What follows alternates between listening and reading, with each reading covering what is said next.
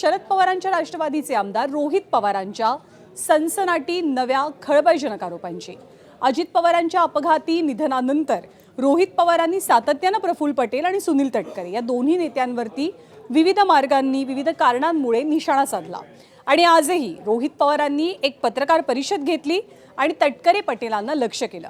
यावेळचा मुद्दा होता राष्ट्रवादी काँग्रेस हा पक्ष अजित पवारांच्या पश्चात ताब्यात घेण्यासंदर्भातला। अजित पवारांच्या निधनानंतर अवघ्या 18व्या दिवशी म्हणजे निधनाला 20 दिवसही उलटून गेले नव्हते त्यापूर्वीच म्हणजे 16 फेब्रुवारीला प्रफुल्ल पटेल आणि सुनील तटकरे आणि त्यांच्या सोबत ब्रिजमोहन श्रीवास्तव यांनी निवडणूक आयोगाला एक पत्र दिल्याचं रोहित पवारांचं म्हणणं आहे आणि या पत्राद्वारे त्यांनी पक्षाचे सर्वाधिकार कार्याध्यक्ष अर्थात प्रफुल्ल पटेलांकडे देण्याची मागणी केली।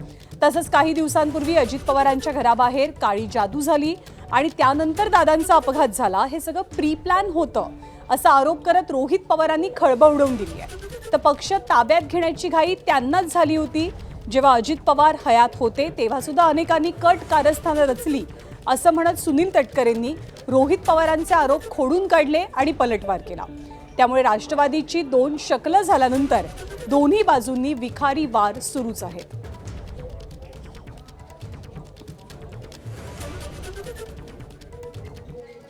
तर पक्षाची सूत्र नेमकी कुणाच्या हातात जाणार होती याची चर्चा रोहित पवारांच्या आरोपानंतर सुरू झाली आहे। तर प्रफुल्ल पटेल आणि सुनील तटकरेंचा राष्ट्रवादी हा पक्षच ताब्यात घेण्याचा डाव होता। सोबतच पक्षाच्या राष्ट्रीय अध्यक्षपदासंदर्भात त्यांनी आयोगाला एक पत्र दिलं होतं असा आरोप रोहित पवार यांनी केलाय।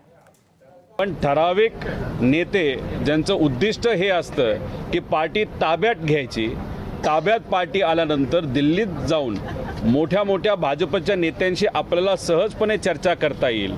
माझ्या हातात सगळे सूत्र आहेत, सगळे कागदपत्र माझ्या हातात आहे आणि माझ्या संविधानालय म्हणजे त्या पक्षाच्या संविधानालय मला सर्व अधिकार दिलेत। हे ज्या नेत्यांना मिरवायचे म्हणजे याच्यामध्ये प्रफुल्ल पटेल असतील आणि सुनील तटकरे असतील यांचा जो गेम होता की सगळे कंट्रोल हातात घ्यायचे, स्वतः हिरो बनायचं आणि दिल्लीवाल्यांची ईडीची कारवाई नाही तर इतर कारवाई ह्यात स्वतःवर येणार नाही ना तर स्वतः आपण त्यातून मोकळं व्हावं ह्या जो त्यांचा गेम होता तो कुठेतरी फिसकटलेला आहे। एक पत्र अजितदादांच्या पक्षाकडनं हे इलेक्शन कमिशनला देण्यात आलं। त्याच्यामध्ये सह्या कोणाकोणाच्या आहेत? प्रफुल्ल पटेल, सुनील तटकरे आणि ब्रिजमोहन श्रीवास्तव अशा 3 लोकांच्या सह्या आहेत। नॅशनल वर्किंग प्रेसिडेंट यांना पक्षाचे पूर्ण अधिकार त्या ठिकाणी दिले जातील। हे या 3 नेत्यांनी खास करून प्रफुल्ल पटेल आणि सुनील तटकरेंनी ही ताकद त्या पक्षाची आणि पूर्ण अधिकार जे अजितदादांकडे होते ते पूर्ण अधिकार हे प्रफुल्ल पटेलांना या पत्राच्या माध्यमातून त्या ठिकाणी दिलं गेलं।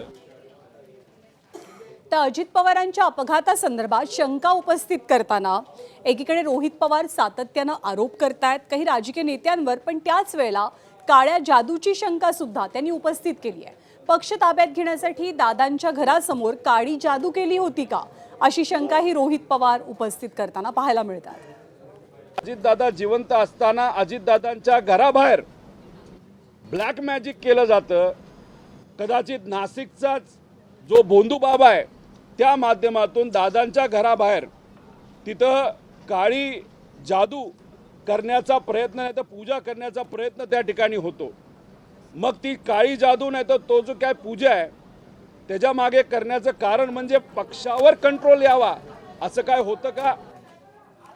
तर रोहित पवारांनी केलेल्या आरोपांसंदर्भात राष्ट्रवादी काँग्रेसचे प्रदेशाध्यक्ष सुनील तटकरेंनी पलटवार केलाय। दादांच्या निधनानंतर शरद पवारांच्या राष्ट्रवादीकडनंच विलीनीकरणाच्या चर्चा सुरू झालेल्या त्यामुळे पक्ष हायजॅक करण्याचा त्यांचाच मनसुबा असल्याचा आरोप तटकरेंनी केलाय। दादांच्या दुर्दैवी निधनाच्या दिवशीच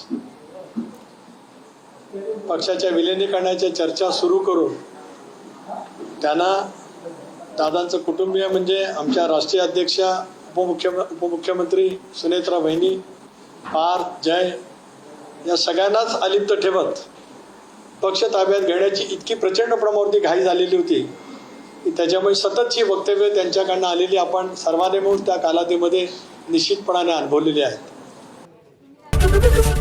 एबीपी माझा, उघडा डोळे बघा नीट.